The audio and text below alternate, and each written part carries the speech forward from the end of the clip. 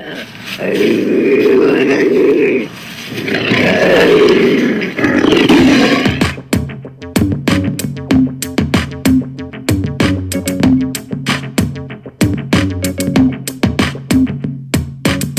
blast off in my time machine. Third eye feeling like an Evazine. Blast off, blast off, blast off, blast off. Come blast off in my time machine. Third eye feeling like an Evazine. Blast off, blast off, blast off, blast off. Blast off on another episode of Hero Paranormal Podcast. My name is Ryan. I will be your conductor on this train of high strangeness that we will be discussing with our very special guest. His name is Doug Wright. Doug Wright is, well, to put it very mildly, a wealth of vast knowledge of the area of northeastern Utah, the phenomena, history, and, well, treasure, the magic behind the Uintah Basin. And Doug, along with Kreider Exploration, Robert Kreider, a very well-known tracker, as well as two Navajo trackers from the Four Corners area, came up to Space Wolf Research to do an in-depth investigation. Doug was present and has a lot that he would like to share with us. And I'm very happy that I was so blessed to have such professionals undertake such an investigation. So it was definitely a win-win, a mutual gain for both of us. If you haven't checked out heroparanormal.com, please do. If you want to download archives, you can do it there. And if you want to download them even quicker, if you're on the move, jumping on a flight, jumping in a car, wherever you are, you can do it at heroparanormal.podbean.com. We have archives there. And also very easily downloadable, quicker than YouTube or other formats. So that's that. Without further ado, let me bring the man with the plan. With his treasure map in hand, the one who can see everything going on in the mighty Uintah Basin, Doug Wright. Welcome to the Hero Paranormal Podcast. Hello? Hey Doug, how you doing? All right. I think this will be kind of cool to talk to somebody that was, lucky enough to be in the area like a week before all that craziness took place. Oh, yeah, but it was an interesting weekend. I was really shocked that, Friday night was pretty quiet, except I didn't expect to see the ball of light. That was really weird. I'm used to seeing the stuff like I've said. In fact, I need to get off my ass and get out here and try to capture mine on that vision. But I was really surprised at the amount that I saw. I've never seen that many in one night. I guess just to kind of give people a little bit of history of what happened, the RV at the Space Wolf Research Center basically got vaporized by lightning the weekend after you and your crew went up there and spent a weekend there. Exactly. And you encountered quite a bit of high energy. Yeah, because didn't they send you, or Skinwalker sent you a video clip of the actual boat that took off the camper? Correct. Brandon was kind enough to just shoot me an image of the actual bolt, like you said. And that was a solid bolt, too. That was something else.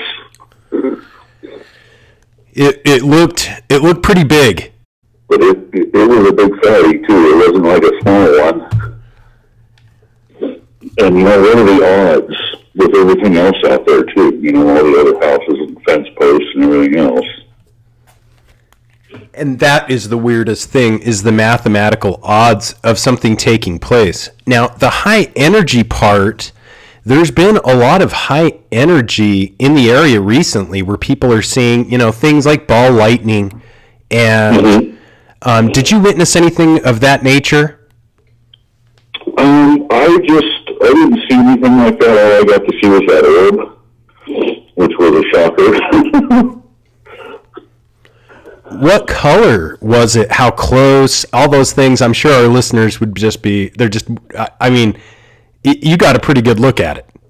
Oh yeah, I was sitting there with one of Rob's crew members, and he was sitting almost against the fence post there in the back. So I was sitting in a chair like 3 feet from him. So I'm about 3 feet from the fence, and I'm looking dead out at Skinwalker in the dark.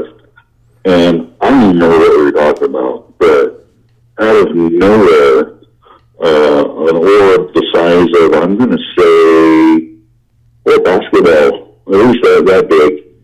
It was, I'd like to say, kind of like clear. It had a defined like circle around it, but it was kind of like gray. But it also had a blue effect to it too. And it just popped in, and it zipped off to the left, probably about 10 feet on the other side of the fence. So I guess we were about 13 feet away from it. And it had a zigzag to it, like a snake in the desert. And then it just got went about 100 yards, and then poof, gone. It was just amazing. And the zigzagging, that is just very telling. It's obviously intelligently controlled. Oh yeah, it's almost like it's telling you, see what I can do. In fact, the best way I can describe it is it was translucent, and the tail. It wasn't like a physical thing, but it reminded me of I call it Harry Potter's lost spell.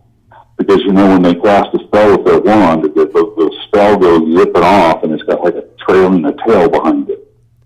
And it was kind of like that. Like a chaser of light, like a tracer, like... Yes, exactly. I've witnessed that. It's so hard to describe. It's just raw energy is what it looks like. It's very wild looking. Oh yeah, and it happens so quick that you're dumbfounded. You have no time to react to it.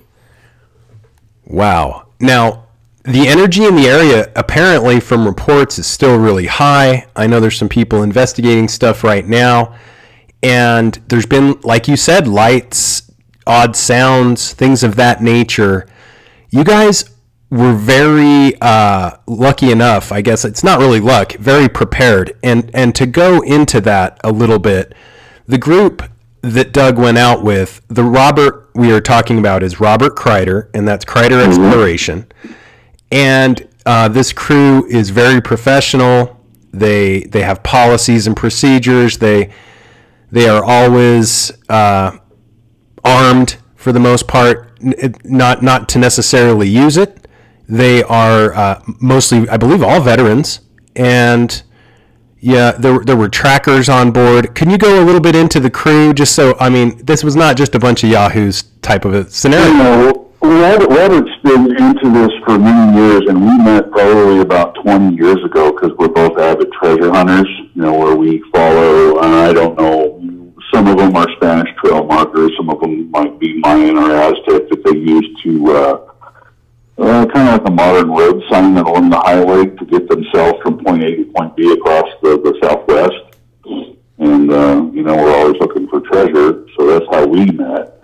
But Rob is really, really in-depth with Bigfoot. In fact, he actually gave a presentation at the University of New Mexico a couple of years back with Dr. Jeff Meldrum, which everybody should know who he is when it comes to the Bigfoot field. Mm-hmm. He's very well respected. The trackers he has are two Navajo brothers, and they've experienced quite a bit, and they know what they're looking for. I guess Rob and the brothers have been with him 8 feet and pummeled with rocks before. Yeah. And the other gentlemen were new. I've never met them before, but we're all from New Mexico. I'm the only one in Colorado. And the Four Corners area has its fair share of magic, if you want to call it that, cultural lore and classified government projects as well. That's very true. I would even think that maybe my area out here is, sometimes I don't think it's, extraterrestrial. I might think it could be the government, because where you're hiding those craft in my end of the world, is in a National Conservancy area, what better place to hide something, because it's only foot and horse travel allowed. But one never knows. That's right. That's right. It's somewhere. It's hiding in plain sight if that's the case. An interesting part, I believe you mentioned the Navajo trackers. They and yourselves did the right moves and came across some things. I believe one of the trackers' names was Junebug, and you guys came across something that I wanted to touch base on, which seemed to be some things moving through the trees. Now, I might not have been there for that. I stayed up at the camp to more or less protect Rob's girlfriend. Mm-hmm. And since they are the experts with the Bigfoots, they were the ones doing the reconnaissance down below and through the bushes. Mm. So I won't have an answer for that. Well, I'll tell you why I kind of wanted to go in this direction is Robert told me about this, and I was skeptical. And when I recently went up, I made it a point to kind of post up and get up and be there and in an area where I can view everything at a time when I thought this might be taking place. And mm-hmm. I'll tell you what, Doug, I saw what I don't know what I saw, but I can tell you what I didn't see. And it wasn't, I don't believe it was people with any kind of regular clothing on. I'll say that mm-hmm. much. Because it was early in the morning. It was around 3:30 something in the morning. Mm-hmm. And it seemed to me like a father and a son is what it seemed to me, like a father and a younger son. And the father was kind of making noises like come. And it almost sounded like language. It really did. But I was far enough away I couldn't make it out. And you know, I even thought, could this be my neighbors? And then I'm like, no, man, there's no way. You know, this is so far out here. They're walking, doing what at 3? It's pretty dense down in there. It really is. Because the next day, I went down with the group because they just wanted to show me some of the things that they had found because I've never seen it before. And I couldn't believe how dense it was in there. Did you, it's real dense. Oh, yes. It's almost like a rabbit hole, but like, you know how those spiders make tunnels? So you've actually got little tunnels just to go through the bushes down there that have been made by something. That's what it feels like, tunnels. Yeah, like it has been manicured. It does. And I'll tell you what, your head's not on a swivel. Something could be just right there and you wouldn't even know it. I was doubtful, and now I've thought more and more about that, and I don't know what I saw, but it was definitely odd behavior for a hominid, because it was definitely people-like, human-like. Mm-hmm. And then I thought, you know, they didn't have anything in their hands, so they weren't armed, because I immediately thought, it's probably just the neighbors, maybe they're poaching. You know, you'd think the worst. Or maybe it's security, or somebody armed, or no guns, no weapons of any kind. But I couldn't make out any clothing, really. Yeah, I've always heard, and Rob's the expert in this department, so I had to defer to him. But I understand that they do communicate, or Bigfoot does communicate, and it kind of sounds like a little bit like human gibberish. Mm-hmm. But there again, I don't have any personal experience. Rob does. Sounds very similar. Kind of like a come, and then I could hear the younger one, or what I thought. It was just perception, but what I thought might have been a younger one kind of, gibber back, or whatever. Well, being that close to the ranch and that whole little valley right there, I mean, it could be anything, to tell you the truth, because there's so many odd things that go on there. Mm-hmm. You could think maybe somebody or something came through a portal and wandered around aimlessly. I mean, there's really no way to describe how these different cryptid animals that they catch, sometimes even on camera, come out of nowhere and disappear into nowhere. And I don't know how you would explain that. Because there's no rational way or logical way to explain that, with at least the knowledge mankind has. I agree. And the route that I saw them take had no rhyme or reason for a human to take that route. You could see the shadows through at that time of day or night. It's really morning. Mm-hmm. You're barely getting a little bit of ambient light from the sun that's not even peeking over, so it was tough, but they were close enough. And to give you an idea, do you know where the old outhouse is out there? Did you get to see it? No, it's got my head now. Okay. Well, they were pretty darn close, and it was, but, there was even a point where I thought you should yell out at them. And then my instinct kicked in, and I thought, no, that's dumb. That's all Uintah, isn't it? If I remember right, because that's how the ranch is landlocked between you and them, and that's just nothing but. I mean, you would probably think the father and son would be down there bird hunting in the morning or something, but actually, 3 a.m. is kind of early for that. Right. And you're absolutely right. It's just a checkerboard of tribal and private, and very hard to, whoever they were just with reckless abandon, trespassing with reckless abandon over everybody. And quickly, they were covering ground super quick was the other thing that I thought was strange, because I saw them coming kind of from the homestead to the east in the distance, but in the trees, about that distance. And so that's pretty far. And they were up on me in no time, and they were past me in no time. And I just thought, whoa, that was really quick. Why was the dad telling the kid to come on? He's jamming. Wow. Yeah, it's good enough up there that, I've never seen anything weird other than I keep my eye on the sky. And I've seen a lot in the sky around there, over towards Roosevelt, and being fortunate, I can whip out the phone and look at the flight tracker and go, yep, you don't belong there.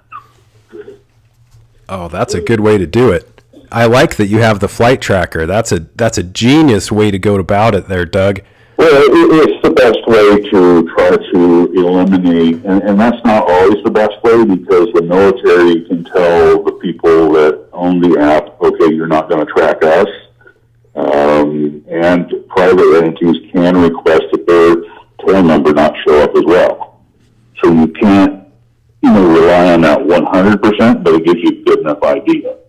And I believe there's one for satellites too, that I just haven't had the time to look it up and add it to my phone yet, because that would help you out as well. All great technology, and that's what I love about you guys, is you have the best technology, but you also try to do the rational thing first and look for the rational explanation first. Well, you need to be your own worst enemy. And what I mean by that is you need to be a bigger doubter than somebody else out there and turn over every rock until you stand back and go, okay, I've done my due diligence and I can't explain that. And I think that's the way you should be. Absolutely. A question about just what you felt when you found out that, the place that you'd been and stayed the weekend before got incinerated and vaporized. I was shocked. And at first I was like, that's just, the odds of that happening are huge, really, if you look at it. And it looked like it burned it to the ground, but there was just nothing left. So your term incinerated was quite on par. Yeah, there were parts. Hard to believe. You know how some of the ground there is somewhat sandy, and some of that sand had been turned into silica, into literally, it had been turned to glass. Like there were sheets of glass where it had I guess, done some kind of chemical reaction. Well, I think you're probably seeing something like when they first exploded the first nuclear bomb, there was a consequence of doing that, and I believe they call it trinite. And that's because the heat attained melts the sand and turns it into glass. So that's to tell us that the heat of that lightning strike had to be, I'd have to look it up, but it'd have to be up there to be able to do that. Very interesting. I think that would be the right thing to do. Yeah. We're very blessed that nobody was nearby other, than caretakers close by, which were very close, but yeah, it could have been worse. Oh yeah, and the Saturday night out there that when we were there was a really, really nasty night as far as weather. I'm really shocked that we didn't, take a boat here there because we were right on the thick of it. And a lot of the phenomena could, this is a theory, be interactive with some of that raw energy that is, you can feel it really in the air. That's very possible. We don't know the type of technology that they're using. We don't know if that raw energy is something they can somehow have found a way to harness it and use it. But like I said, I've never seen so many UAPs in one area at one night. I was kind of overcome there for a while. Like I said, I'm used to seeing it, but not that many. Mm-hmm. And I've heard that from people before that say, it's just like everywhere else because you can see these everywhere. And I agree that these can be seen everywhere. But like you said, sometimes the veracity and just the amount is just unreal. Oh yeah, and I got really good footage of it, which I believe I sent to you because I used my night vision, and then partly through the night I screwed on my 3 times magnifier to get an even better look at it. Because we had one back towards Vernal that came on as a really bright light and then split in two. We had several up in the Uintah Mountains above us, and the one I was not able to capture because the camera died at the end of the night. Was actually over to the ridge to the west, where I've actually drilled a hole in the ground over there, and it was really weird. It almost looked like a portal because it was larger than the lights that you've seen in the videos, and it had a really weird shape to it. I mean, it was circular, but it kind of had a dollop at the top and kind of at the bottom, but I wasn't able to capture that. Doug, that area over there where you've worked over there is, in my opinion, all of that there, all of Windy Ridge going towards Mighton, is one of the most researched and most active locations. And there's a possibility that big old train system, it's looking like 100%, but I don't know. At least it was before COVID-19 showed up. But they were going to plug a train system line right through the basin, going pretty close to there, and going pretty close. Oh, to get the air out, yes. Correct. Yes, I remember that. It's just like kind of West Texas, it's all done by truck, because they don't have a pipeline set up. Right, so we may have a limited time to even be able to research that area before they break ground, if they haven't already. That would be something to look into, because usually with bureaucracy, it's going to take quite a while for them to have to do all their environmental studies and working with the tribe and trying to get everybody to agree. So I don't think they're going to pull that off overnight. Well, that's good to hear. That's a really cool area in there. Yes, with COVID, it's pretty much decimated my chosen work path, because now the oil had gone sub-zero. We're only down to about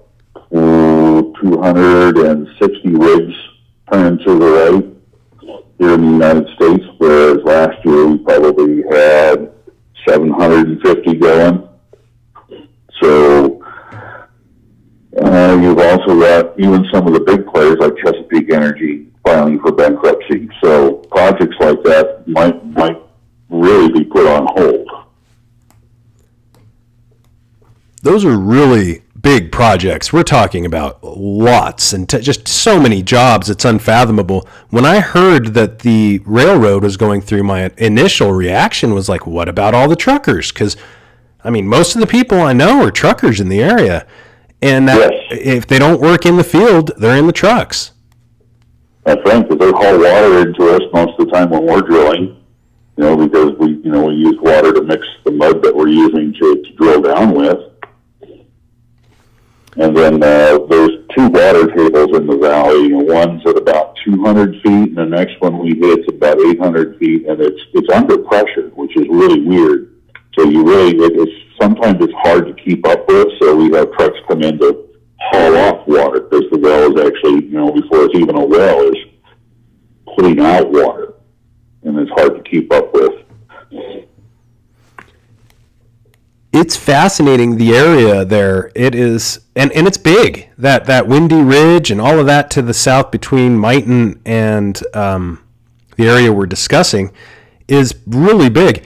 Something, a question I had for you is something I saw in that area more or less was, and they've been seen by, just about everybody. It seems. I was one of the late seers. I saw it back in the early 2000s, but I hadn't seen it since. And it's these pillars of light. Many explain that this can be explained off by natural gas being burnt off, which it is, on these rigs. Can you give us a little bit of insight into that?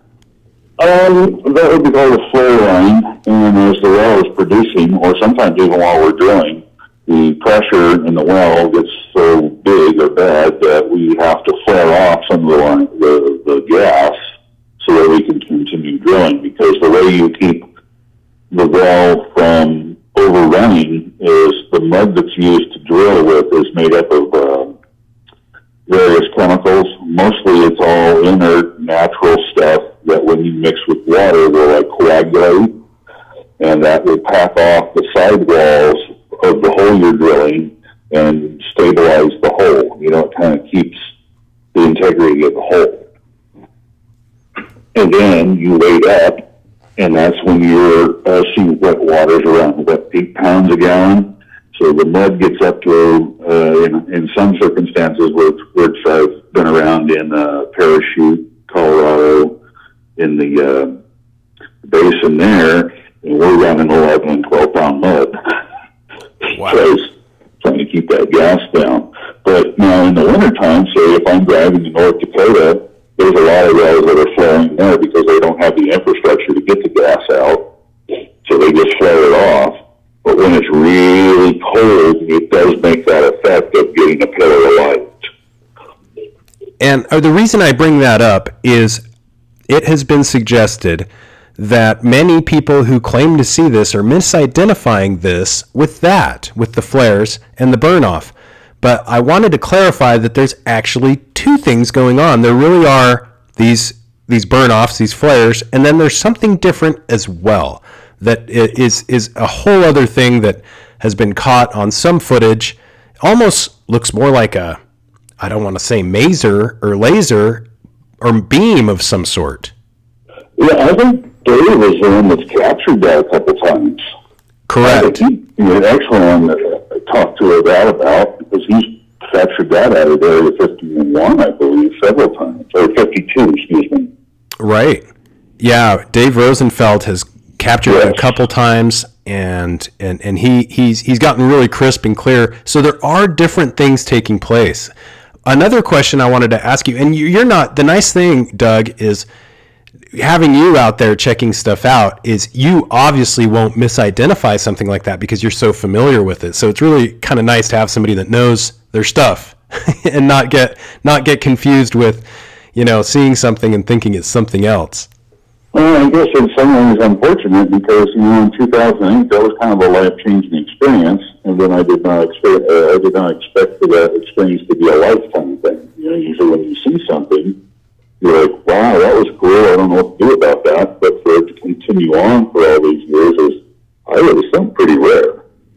But I also think, for some reason, with these UAPs, that the consciousness thing kind of plays in somehow. Because I took my daughter out one time, and she, used her mind just to say, hey, brighten up for me. And it did. And, how about turn this way? And it did.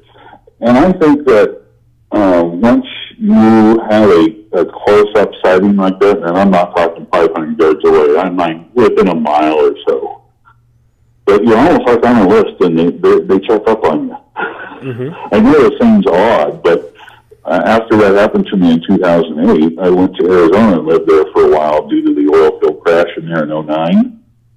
And I went out to an area north of Phoenix where I used to do some gold prospecting, and I'll be down. What do I see? The same thing. Yeah, they may be able to interact, and once that interaction or bridge is gapped and there's that connection, they are aware. It seems like maybe more aware. They are more aware of us the same way we possibly are more aware of them. And I hate to even call them, but more aware of whatever it is we are witnessing. Yeah, and I've tried 3 experiments, so I'm going to say I'm a 2.5 out of 3 tries. You know where Douglas Pass is, right? Mm-hmm. When you're coming into Grand Junction from Utah? You bet.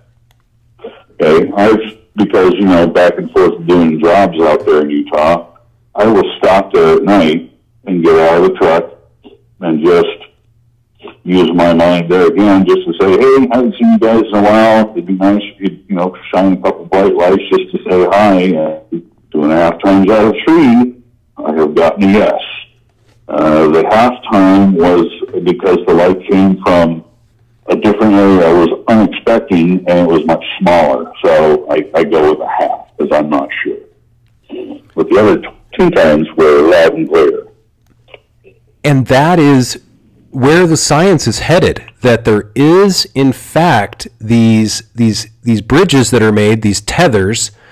It seems to be that, as you mentioned, there's somewhat of a genetic capability. If you start doing it, I don't know if there's a learning curve or if it's actually predisposed. The science is still probably decades away from that, but it's closing in. I'll tell you, it's really interesting where everything is going as far as UAPs and disclosure. And I wanted to ask you, what other, oh my goodness, I'm glad you went into the Douglas Pass stuff. What other sightings have you had in your neck of the woods that have just been amazing? Well, actually, the last one that I had was 2 years ago, and I know most people would probably say, if you've had this many sightings in the same area, how come you're not out there all the time? Well, what happens is I go out there, and I bring a flashlight, which I'm not going to do anymore. I'm just going to start using my mind. And you play flashlight tag with something that you can't identify, it gets old after a couple hours. So then I turn around and go home. So if you're not going to come over and shake my hand or do something really, like talk to me in my mind or make it interesting, I'm just not going to go out there very much. However, when we went out, it was 7/1/2018. My daughter came to me and said, hey, Dad, let's go look at the UFO. Yeah, it's been a while. All right, let's go out there. And this is where, the first time I've ever been interviewed was by Eric Oakes, and it was very nice because I had never been able to reach out to somebody in the community and actually, be able to talk to them because, there's a lot of fruits and nuts out there, so it's hard to get somebody to talk to you. Mm-hmm. So during this conversation we're having and during the interview, something happened while we were out there, and I was unaware of it. If I had never been interviewed, I would have never known about it. And basically what happened is I was running my phone, and my daughter was running the camera trying to catch some of this, which is hard to do when it's pitch black out there. My daughter said she turned to me and said, Dad, do you see that? And she said, my response was kind of a mumbled yes. What happened was, I could, you know how when it's really dark out and you see a bright light, how it'll fade on you a little bit? So you kind of, even though you're seeing the light, as it fades away, you're going to see the outline of whatever it is. I was able to actually see the outline of what appeared to me to be, nuts and bolts craft. And what my daughter got to see was that craft. She said it landed in a certain spot out there. She said a ramp opened, light came out, and she said she saw a very tall figure exit the craft and down the ramp and off into the area, and then came back and closed up and took off, which I didn't see at all, and I was looking in the same direction. So what we think happened is, for some odd reason, they allowed my daughter to see this and not me. In other words, they blanked me out, and I'm not even aware of it. And had I not talked to Erica, I would have never known that. And that kind of blows your mind. It's unfathomable, really, but it's true, in my opinion, that the observer, this is a really amazing and intricate dance that we're seeing between whatever it is performing and the observer. And it appears that the communication is something that we can't single out or we don't understand. The interesting thing is that some of these areas are consistent. And I'm glad that you brought up Erica Lukes, because she's keyed in on some of these consistent areas, whether it be Norway or northeastern Utah. And that's great. I think that, the more people that are working towards a common goal, the affiliation will lead to exponential gain in the field, and we're starting to see that. Yes, I mean, it's kind of like when you say it takes a village to raise a kid. I very much believe that it's going to take data points from all of us to be able to put the bigger picture together. I'm really fascinated, Doug, and wanted to ask you some questions about the treasure hunting aspect of all this and the recent find near the area we're discussing. There was a recent treasure find, kind of planted, but what got you into the treasure hunting, and how did that lead you into the UAPs? Well, back in, I want to say 1990, I was still living in Phoenix, and when I met my ex-wife, she came with a male friend, and we ended up becoming pretty close, and we would go out exploring ghost towns on Saturdays, and then Sundays it would be spent with the girlfriend. Well, during this, we ended up meeting a caretaker at one of the old mines, which was actually one of the old ghost towns, and hitting it off to the point where we used to call him Uncle George, and we'd go up there every weekend and prospect and pan down in the creek and wander all over the place. And on one such morning hike, I noticed that on the side of a cliff, very high up, that it appeared, and you got to watch it because there's that pareidolia thing that'll get you. It appeared there was several or two faces carved into the rock, and you're like, "Wow, that's kind of odd." And then, as I hiked around the area more, I found a window. A window is something where stones will be put together to make a window to see through, and they're made so that you are to look at a very specific item. This one actually had gun sights, V-notches that were carved in a rock right in front of the window, right there in the window, and then three separate ones outside, which I've never had the time to continue working on that. But I noticed, I would see heads, I would see turtles that were carved, and they were rough, but you could tell the shape and the form. And then we moved up here to Colorado to start a family, and I given that up until I started doing some wandering around here, and then found even more of it here. And it's only like 9 miles from the house. Part of it, the old Spanish Trail that runs right through here, the northern branch, where the Padres, Dominguez and Escalante in 1776 made that journey trying to find an overland route from Santa Fe all the way over to California, which they didn't make it, but they learned a lot about Utah and this part of Colorado during the trip. So I've always looked at it as, like I think I said earlier, is, you can get on the freeway anywhere here and follow signs wherever you want to go. Well, they didn't have that back then.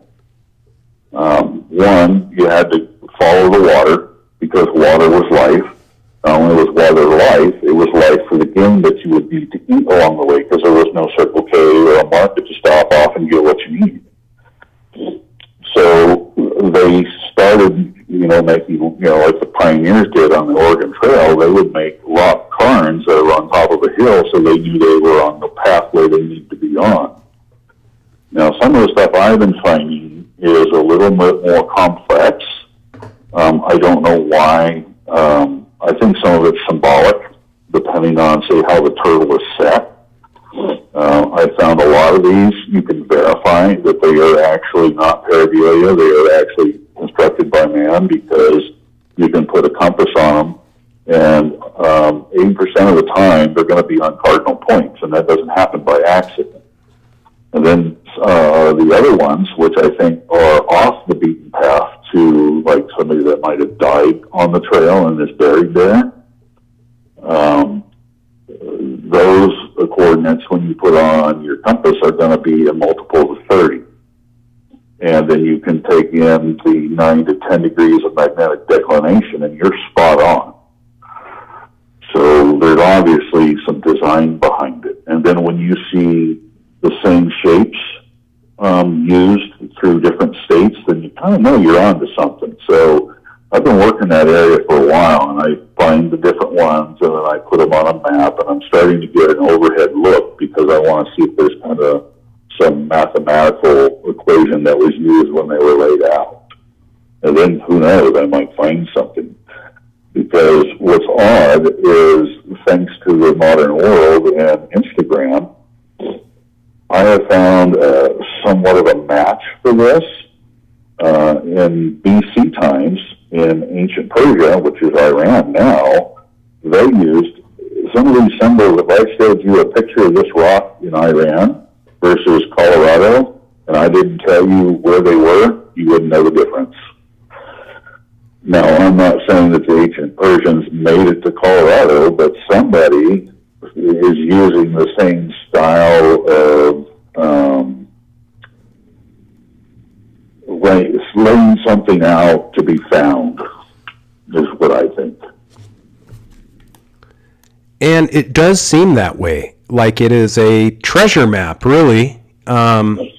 Really, yeah. There are no markings and symbols or anything. It's just something you see, and then you just kind of follow it, rock to rock. And there was a recent box, I don't know if, I'm sure you've heard of this, that was found in dinosaur. Yes. Yeah. Can you tell us a little bit about that? I know that you know way more than I do. Forrest Fenn is an artist. I don't know if he's down.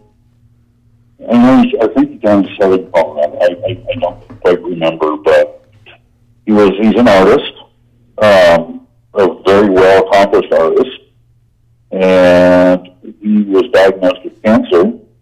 So he thought, well, I'm going to take some of my wealth, I'm going to put it in a box, and I'm going to go hide it, and then I'm going to make like a little poem that has hints to where it might be, and if you find it, you can keep it. Well, he beat the cancer, and he lived, and he's still alive today, and somebody just recently finally found the treasure, and it has been verified by them as, yep, you got it. but we do not know who found it because that was one of the things is they don't want to be a gunfight. Fascinating. And it's in the same general northeastern kind of area of, it's actually in Colorado, but close by. Very interesting story. And a lot of history of treasure and treasure hunters and odd phenomenon. And I can't thank you enough, Doug, for coming on the podcast and sharing your knowledge, your vast knowledge of the area, interesting phenomena, the history involved with the magic behind the Uintah Basin. And I can't wait to have you back and hopefully do some investigating with you. That would be great. Well, I really appreciate you taking time. It was really nice to be able to be actually working there in town and be able to come over and see the property and then get lucky enough to actually spend the weekend there. It was definitely a highlight. I mean, it's still in the back of my mind. I have one video that I'm still reviewing because I can't make the decision if I want to call it number 10 or not. And I hope to talk to you soon, Doug. Have a blessed weekend, and I'll hopefully touch base with you as soon as I can. All righty, buddy. Wow, such a wealth of knowledge. The guy, I'm telling you, barely scratched the surface of the knowledge that Doug has. Can't thank him enough for coming on the program. Doug came out to visit me one day, and we did a little tour of a property known as Space Wolf Research, and we came across something strange. We went out very nonchalantly, casual, beautiful summer day. We walked some of the waterways. Actually, no, we were in a golf cart. We were golf carting around, and we came to a stop, turned around, had a nice conversation, went back the same way we came, and all within about an hour, 45 minutes, I'd say. And there was a severed deer leg on our way back to the vehicles. So very interesting and healthy respect for the area and the ability to instill fear. Doug is a veteran. He is a treasure hunter. He is a man of the people, bringing us energy, and has worked for many years doing so. Very knowledgeable, educated, and I couldn't be more tickled about the guests this weekend. I hope to bring more guests like Doug. As epic as he is, we will try to keep that bar at the level it's at, and keep bringing the listeners, which is you guys, the most interesting stuff that we are able to find. Which right now, it's just everywhere. So I need to buck up. I need to put it into high gear and start putting out more content, because I'm having a hard time keeping up with all of these things going on. We have COVID-19, coronavirus, Epstein, Ghislaine. I've been a total idiot. I've noticed that I've said her name wrong. It's Ghislaine Maxwell, not Ghislaine. Need to learn how to pronounce things. So we have the Maxwell conspiracy taking place currently. We have, the list goes on and on, UAPs, all kinds of neat things in consciousness. The world of ufology is just exploding with theories and rabid for answers. Great minds all working together in unison. We will continue to try to keep it up. Thanks so much for listening. If you haven't yet, go to heroparanormal.com or heroparanormal.podbean.com to listen to the archives. And please continue to listen to us, and we will continue to bring you the good stuff. Until next time, keep your eyes to the skies, feet on the ground, but don't forget to take a look around.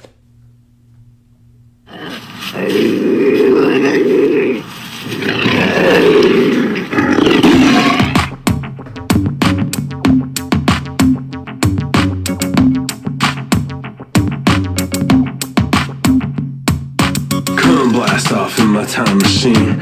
Third eye feeling like an Evazine. Blast off, blast off, blast off, blast off. Come blast off in my time machine. Third eye feeling like an Evazine. Blast off, blast off, blast off, blast off. Blast off, look. Visine for the third eye. It's levels and you can catch me where the birds fly. Blast off in the time machine, blowing on that light green straight lima beans. Beezy, take it easy what they tell me. Boy, I'm so deep, not even Lucifer can help me. And I'm going so hard, not even Lucifer can stop me talking. But it ain't gonna change a thing with this pimping. I ain't with that simping. Can't you see we on a mission, baby? Blast off in my time machine. Third eye feeling like it need Visine. Blast off, blast off, blast off, blast off. Come blast off in my time machine. Third eye feeling like it need Visine. Blast off, blast off.